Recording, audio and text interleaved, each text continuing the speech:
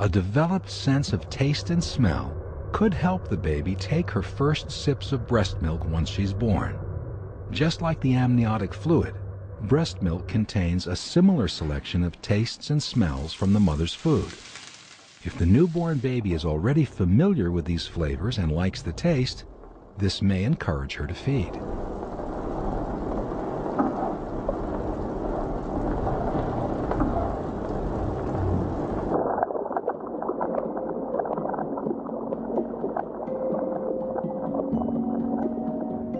This scan shows a 24-week-old fetus opening and closing her eyes.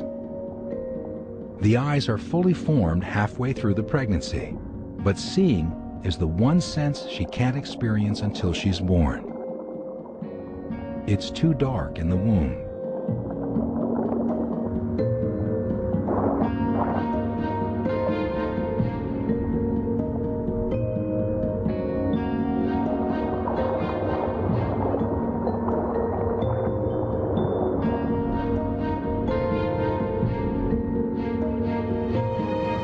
It's possible that some very bright light, direct sunlight for example, could penetrate into the uterus and the fetus may be able to detect a faint glow. But the uterine wall is so thick, buried under a protective layer of skin and fat, that most of the time the fetus evolves in total darkness.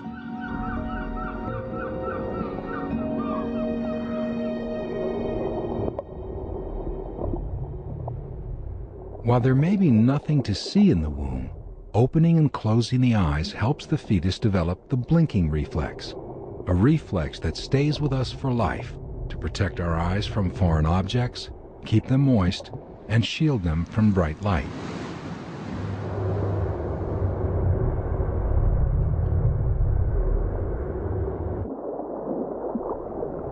At 25 weeks, the eyes grow intricate lashes. But there's one detail that may not fully develop, no matter how much time the fetus spends inside the womb: the color of the eyes. Some pigments need light to form properly, and the baby's eyes may change color during the first months of life.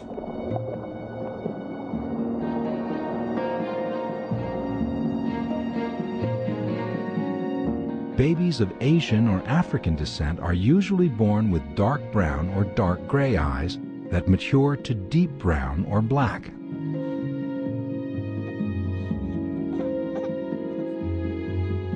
A Caucasian baby almost always has blue eyes in the womb, even if they change to green or brown after birth. Geneticists once believed that a single gene determined eye color, but new research shows that several genes are responsible. So it's impossible to predict just from looking at the parent's eyes what color the baby's eyes will be. At 3 months old, the fetus's most developed sense is hearing.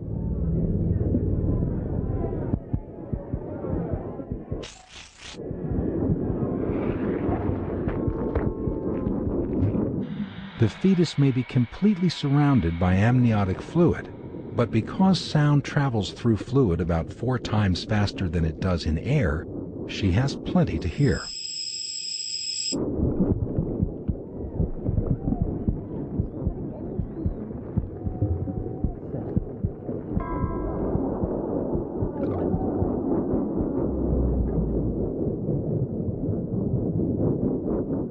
The first sounds the fetus hears, as her ears start picking up vibrations at 13 weeks, are the gurgles and rumbles made by her mother's body.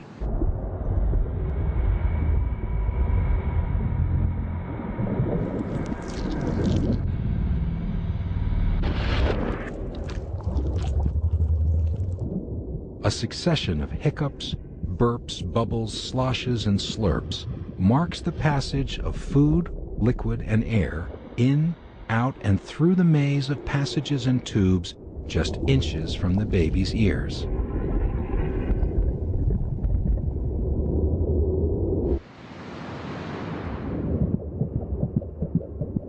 The fetus also makes her own noises as she kicks and swishes in the amniotic fluid. she can also hear the competing thud of heartbeats, her own racing at twice the speed of her mother's, both her constant companions during her time in the womb.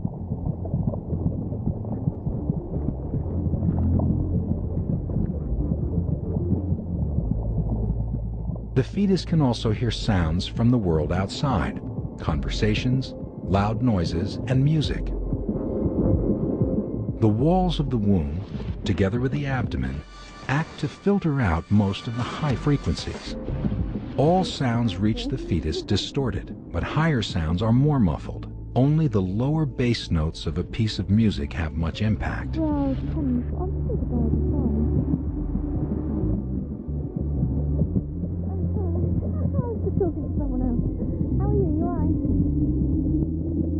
Voices sound distorted too. Vowels are generally lower in pitch than consonants, so the fetus only hears the melody of speech, without the percussion of consonants. That's not like her at all. The sound of the mother's voice is different from any other, since it travels directly through the fluids of the body. She's trying for a baby. Oh. This may help the baby develop the unique relationship it has with its mother.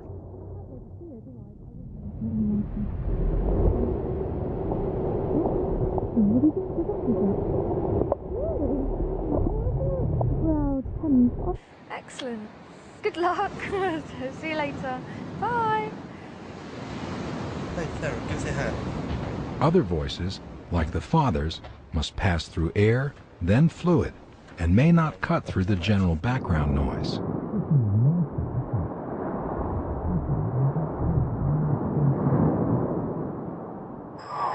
See a little face there?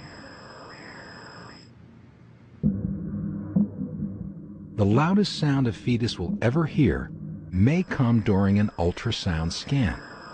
It's impossible to hear the actual ultrasound waves. They are at far too high a frequency to affect the human ear. But the ultrasound can cause secondary waves in the amniotic fluid that the baby can hear.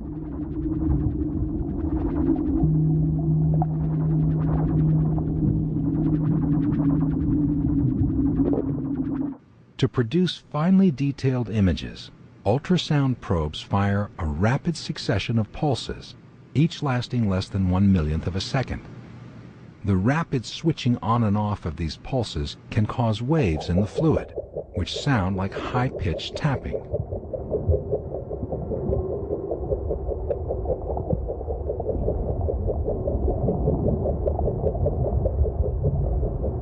If the probe is pointed directly at the baby's ear, it can sound as loud as a subway train.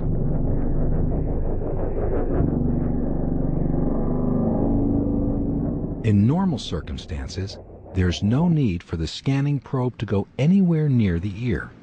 But if the baby becomes at all unhappy, she can easily wriggle away from the sound. Just as in this 4D scan, doctors have observed fetuses grimace and frown as they manipulate the fetus through the mother's abdomen. All part of the delicate expansion of the senses.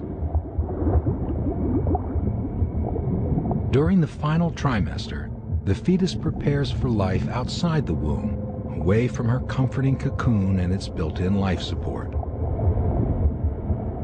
Many of the crucial tricks and skills she needs to survive on the outside are innate reflexes that she develops inside the womb.